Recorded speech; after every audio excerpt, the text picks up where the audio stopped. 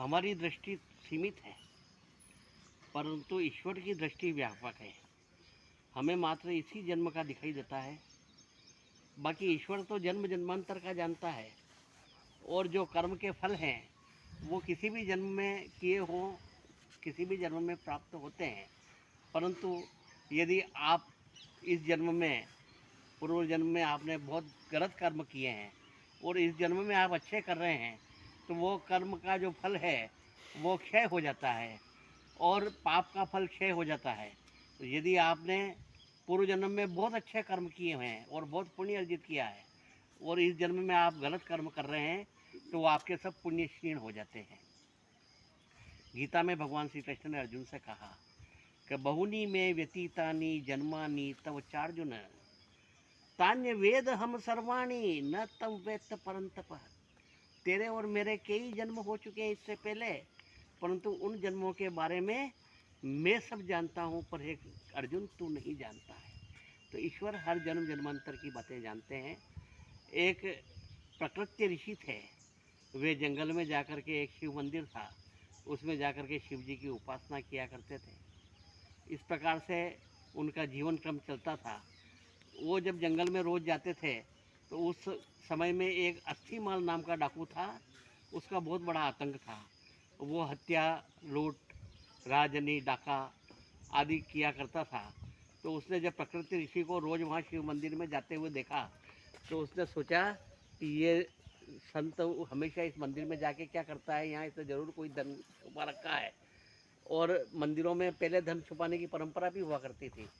तो कि ये मैं अब इस मंदिर में जा कर के और यहाँ इसने जो धन छुपा रखा है उसको लूटूंगा, ऐसा सोच करके वो अस्थिमाल वहाँ गया और उसने प्रकृति ऋषि से कहा है कि बोल कहाँ पे छुपा रखा सब पैसा, धन। दूसरे का कोई धन नहीं है मेरे पास में, तो मैं तो यहाँ पे भगवान की आराधना करने के लिए आता हूँ।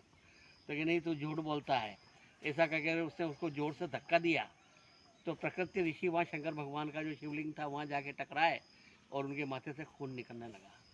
तब प्रकृति ऋषि ने भगवान से कहा, हे ईश्वर, मैंने पूरे जीवन आपकी आराधना की, भक्ति की, कोई भी आप काम नहीं किया, मुझे किस बात की सज़ा दे रहे हैं आप। तब भगवान शंकर दयालु हैं, वे प्रकट हो गए और उन्होंने कहा कि हे प्रकृति ऋषि, ये न तो अस्थिमाल के इस जन्म का है, न मामला तुम्हारे इस जन्म का है।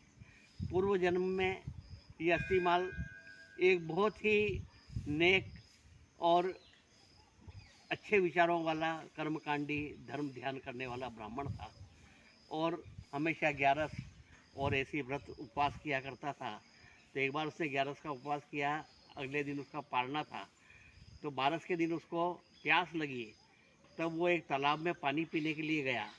वहाँ तालाब में पूर्व से ही एक गोवंश यानी कि एक बछड़ा पानी पी रहा था, तो उसने उसको पानी नहीं पीने दिया और उसको भगा दिया। तो वहीं तुम उस तालाब के अंदर मछलियाँ पकड़ा करते थे, मत्स्याखेट करते थे, मछलियों को मारते थे और बेचते थे। परंतु तुमने देखा कि कोई बछड़े को प्यासा भगा दिया किसी ने, तो अपने पात्र से जल लेकर के तुमने उस बछड़े को पानी पिलाया। अब उस पाप के फलस्वरूप ये जो अस्थिमाल जो पुण्य किए थे इसने, और परंतु वो बछड़े को भगा दिया था, इसके कारण इसको डाकू बनना पड़ा और इस जन्म में वो डाकू बना है। और तुम मछलियाँ मारते थे, परंतु तुमने उस बछड़े को पानी पिलाया, उस पुण्य के स्वरूप तुम एक अच्छे ऋषि बने हो, प्रकृति ऋषि के रूप में। ये पूर्व जन्म के तुम्हारे पाप है और पुण्य हैं। अगर आज तुम्हारे को, जो तुम्हारे पूर्व जन्म में पाप किए थे और मछलियाँ पकड़ते थे, आज तुम्हारी मृत्यु निश्चित थी, परंतु तुमने इस जन्म में सत्कर्म किए, इसलिए खाली तुम्हारे माथे में थोड़ी सी चोट लगी है और तुम्हारे पाप क्षीण हो गए। परंतु इस अस्थिमाल ने पूर्व जन्म में बहुत पुण्य किए थे और आज इसका राज तिलक होने वाला था और राजा बनने वाला था, परंतु इसने आज तुम्हारे को जब धक्का दिया, तब छत से कुछ 2-4 सोने की मोहरें टपकी थी, वो उसी को इतनी ही मिली है।